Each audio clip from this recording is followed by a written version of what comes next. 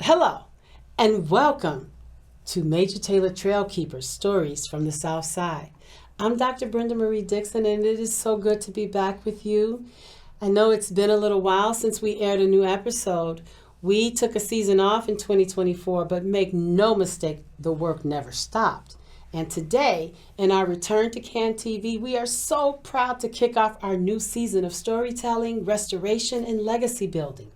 So let me start by introducing you first to just who we are and what we're about. The Major Taylor Trail Keepers Chicago is a nonprofit organization working to restore, protect, and uplift the communities that border the Major Taylor Trail. We were founded in 2021 with a very, very specific purpose: to serve as the fiscal agent and fundraising arm for the Friends of the Major Taylor Trail. Now let me explain exactly what that means. The Friends of the Major Taylor Trail are the official volunteer group recognized by the Chicago Park District, and they've been around for over 2 decades, working boots on the ground to keep the trail clean, functional, and safe. The Friends of the Major Taylor Trail organize trail cleanups, they report damage and infrastructure issues, they advocate directly to city agencies for signage, repair, and access. But what we didn't have was a legal nonprofit partner that could apply for grants, manage donations, and raise capital needed to get things done that the city and government officials aren't responsible for. And that's where we come in. The Major Taylor Trail Keepers were created to bring resources, structure, and visibility to that existing work. We support the Friends by helping fund the tools, programs, and advocacy efforts that they lead. We also take the mission one step further, but we also have a focus on community development through economic initiatives, artistic expressions, and intergenerational engagement. So the Trail Keepers, we don't just care about the trail, we also care about the people who live near it. And let me also be clear on one other thing. We're also not a cycling club, even though you'll see us often hosting or co-hosting rides. But guarantee every single one of those rides is done in partnership with a local cycling club. Since our beginning, Major Taylor Cycling Club Chicago, a proud affiliate of the National Major Taylor Association, has been our bike club partner. Their job is cycling, our job is community building. As we love collaborating with them, because together we represent the full spectrum of what it means to preserve Major Taylor's legacy. So the club builds cycling culture, we build community infrastructure, and together we build momentum. So now if you're new to our show or new to the trail, you might be wondering, well, what makes this stretch of land so important? Well, let me tell you. For one, the Major Taylor Trail is the first Rails to Trails project in the city of Chicago. It runs over 8 miles from Dan Ryan Woods at 83rd Street all the way down to Whistler Woods near the Little Calumet River. It winds through 4 different wards, touching neighborhoods like Auburn Gresham, Beverly, Morgan Park, West Pullman, and Riverdale. But even more than that, it runs through stories of disinvestment and resilience, of erasure and remembrance, of Black legacy and grassroots power. This trail also bears the name Marshall Major Taylor, the world's first Black world champion cyclist in the world, and the second Black world champion athlete in any sport. Major Taylor competed globally during the height of the Jim Crow segregation, and he won. But like many of our heroes, his story was nearly forgotten. And that's another reason why this trail exists, to keep his legacy alive. And that's why our organizations exist, to protect the community he now symbolically rides through every day. In season 1 of this show, we made sure that people knew that the trail was here, that it was ours, and that it had been neglected. One of our biggest goals this season, though, is to capture and preserve 4 foundational stories. One being the origin of the Major Taylor Trail itself. We don't want to lose that history. The founding of the Major Taylor Cycling Club Chicago has a rich history. The creation and the impact of the Friends of the Major Taylor Trail. There's a story there also. As well as the birth and purpose of our own organization, the Trail Keepers, including the stories of how residents have engaged with the trail across generations ever since its transformation from an abandoned railroad line into a shared community space. So all of the interviews we will share this season are connected to these 4 themes, because capturing these stories isn't just about history, it's about legacy. In partnership with community planners and public agencies, we've been working on something big: the Major Taylor Trail Framework Plan, which is a comprehensive strategy for land use, safety, and revitalization all along the trail corridor.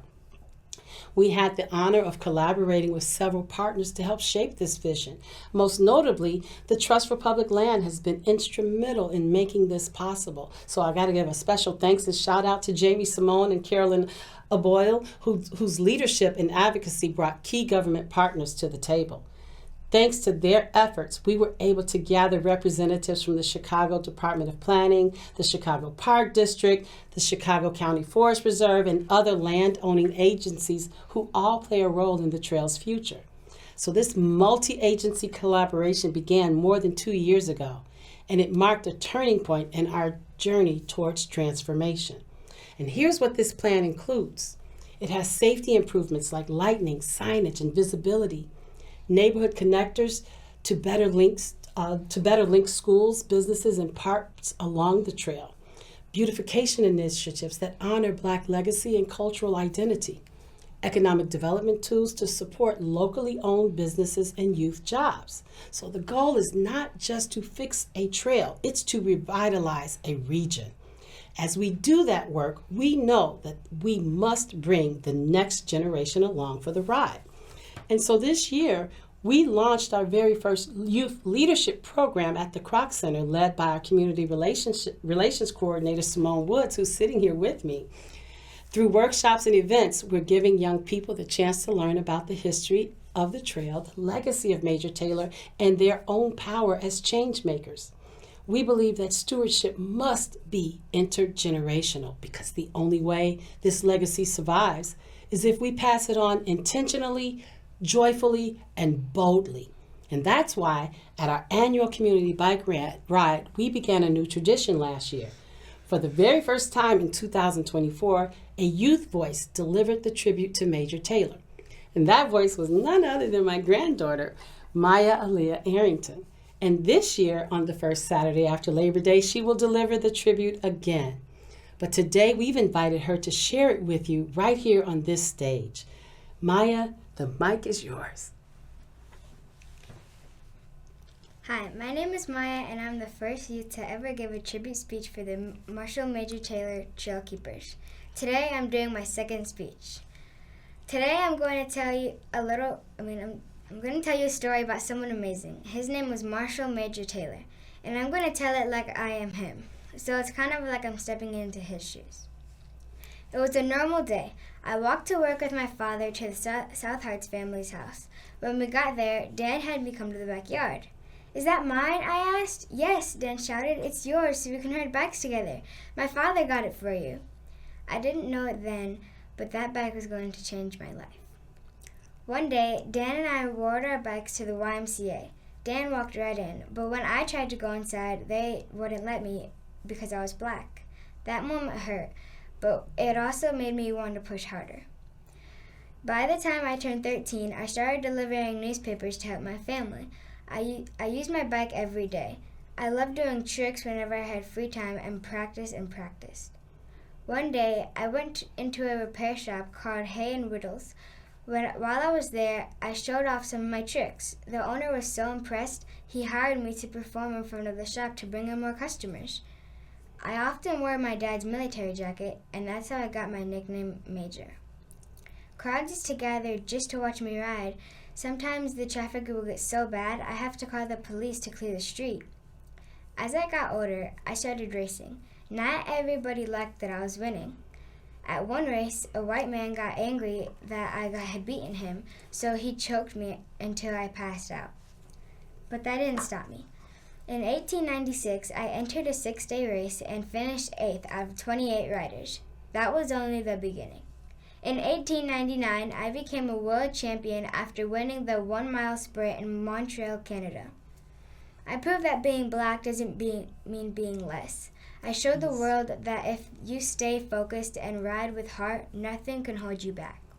So the next time you ride or walk on the Major Taylor Trail, remember, it all started with the boy who loved to ride and a bike that changed his life. Thank you. Back to you. All right, thank you, Maya, so much. You always remind us of why legacy matters. I got to share with the general public that the story that Maya just shared with you, she wrote that herself. I think we might have a little writer on our hands, so look out, watch for that name. You never know.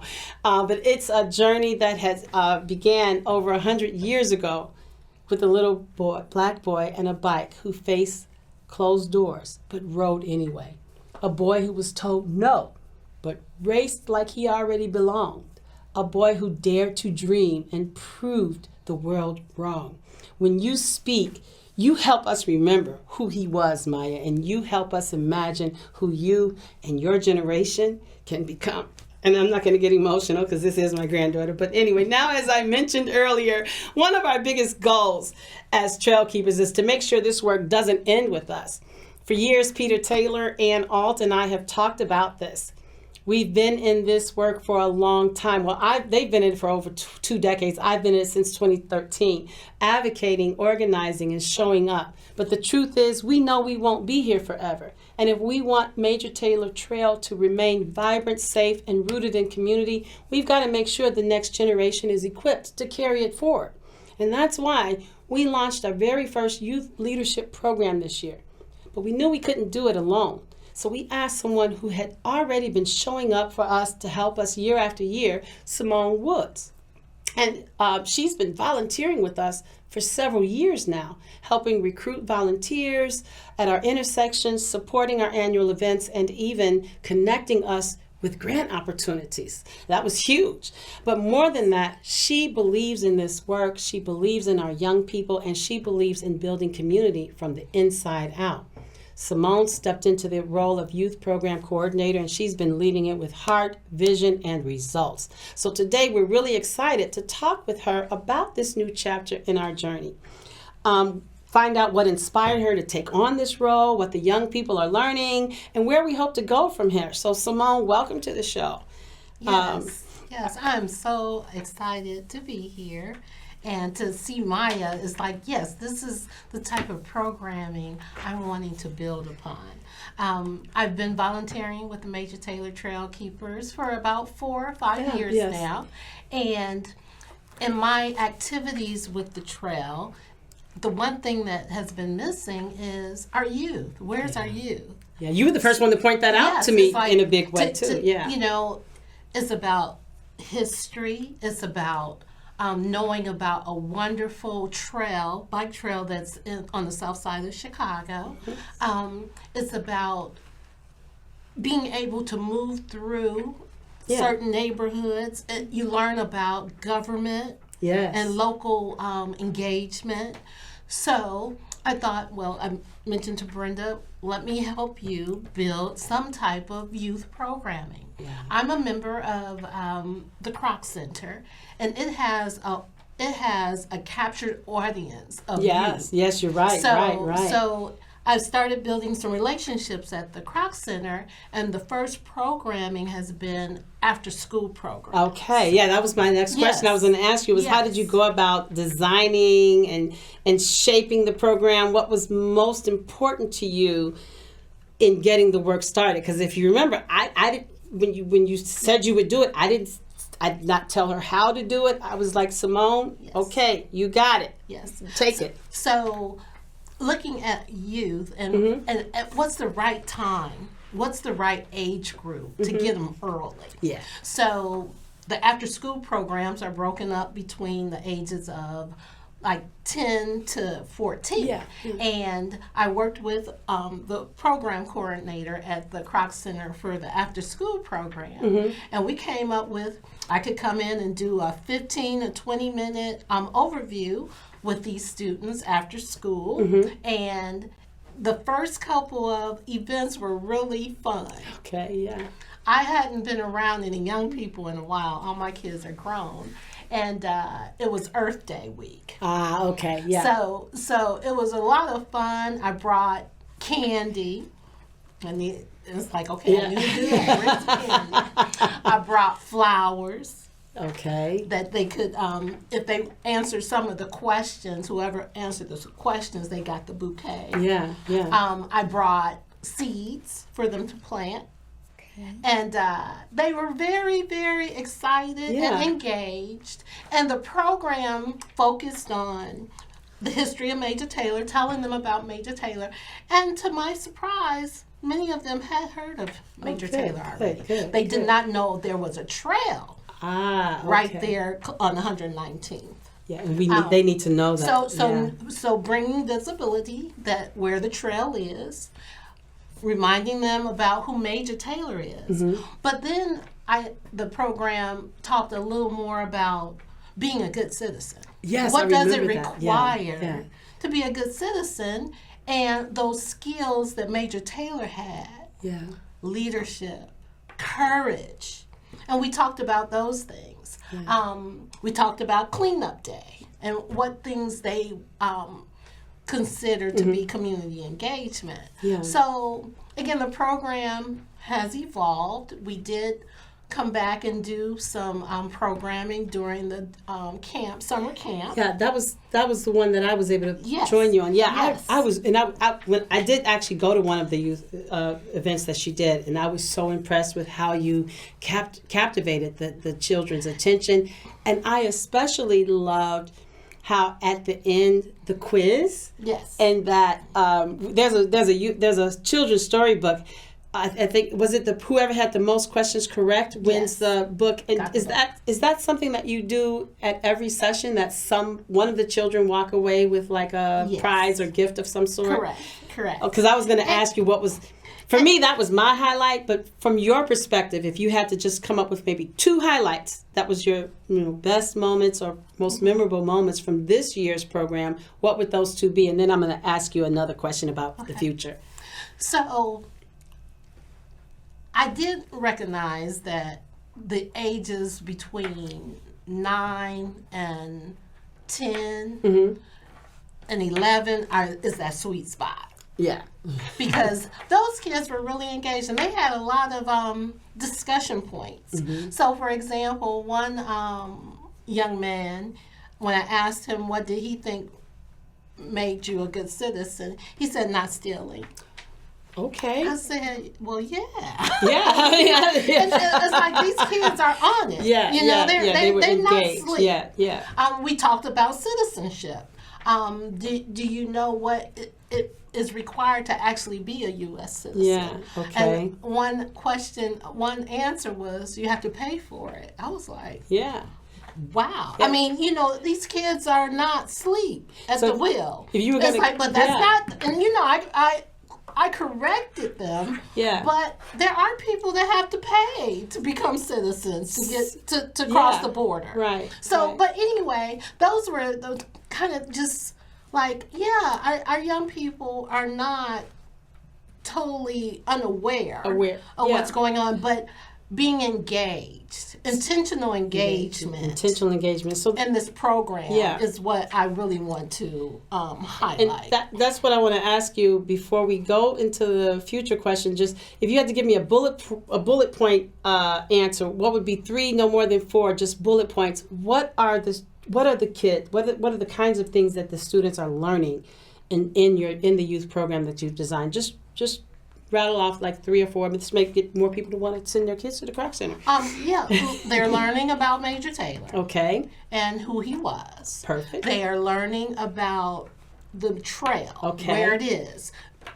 Many of them do not know, you said 8 miles. Yeah, they don't know. They have no idea. Uh-huh. So learning about the trail, and then learning about community engagement and civics. Okay. And civics. Mm-hmm. All right, perfect. 3 bullet points. Okay, perfect. And so now I wanted to ask you real quick, what are your hopes for this program over the next school year? What would you say to someone, an educator, a parent, or a young person who's thinking about getting involved? And if people are watching and want to support the youth program, what's the best way for them to get involved? But what's the plans for the future is really the biggest question I want to get to before we run out of time. Yeah, so building this program is going to be key. You can't do anything with these children without their parents. That is true. So coming up with ways to not just address the children, but actually grab the parents of the children that were engaged in the program. Okay. So working with the Kroc Center and expanding into schools, maybe churches, Girl Scout, Boy Scout programs, coming in and doing sessions where then the parents are probably closer and you can touch them and get them engaged. Because I would love for our youth to participate in the bike ride, the annual bike that would ride. Be awesome. Are you ready at this point to start asking for volunteers to come in and help you with the program, or are you good this second year just staying solo until you? Well, it was a big lift just me by myself. And again, it was just for no more than 30 minutes. Yeah. So it was a big lift. So yes, more volunteers, but starting to really focus on networking to get more programming at the Kroc Center, but other organizations. So before we go, I want to make sure you all know how to stay connected. If anything you heard today inspired you, if you've ever walked the trail, biked it, jogged it, paused for a photo along the trail, if you've ever just felt a moment of joy, peace, or pride while on the trail, we want to hear from you. As I mentioned earlier in the show, one of our biggest goals over the next few years is to capture and preserve the real stories of this trail. That includes stories from neighbors, families, cyclists, walkers, volunteers, anyone whose life has intersected with this path. So if you've got a memory, a photo, or a story about how the trail has touched your life, please send it to us at contactus@MajorTaylorTrailKeepers.org. And while you're at it, be sure to visit our website at www.MajorTaylorTrailKeepers.org. This is where you can sign up for our monthly newsletter so you're always in the loop about what's happening on the trail, new projects, grant announcements, volunteer opportunities, community milestones. So whether you just want to stay connected or be part of our growing community that truly cares, our newsletter is the best way to stay involved. When you join that list, you'll always be the first one to know what's coming next. You can also register for any or all of our 3 major events that we host each year. Our Earth Day cleanup is always held at the mural near 111th Street. That's always the Saturday closest to Earth Day, and it brings volunteers from all over the Chicagoland area to beautify the trail.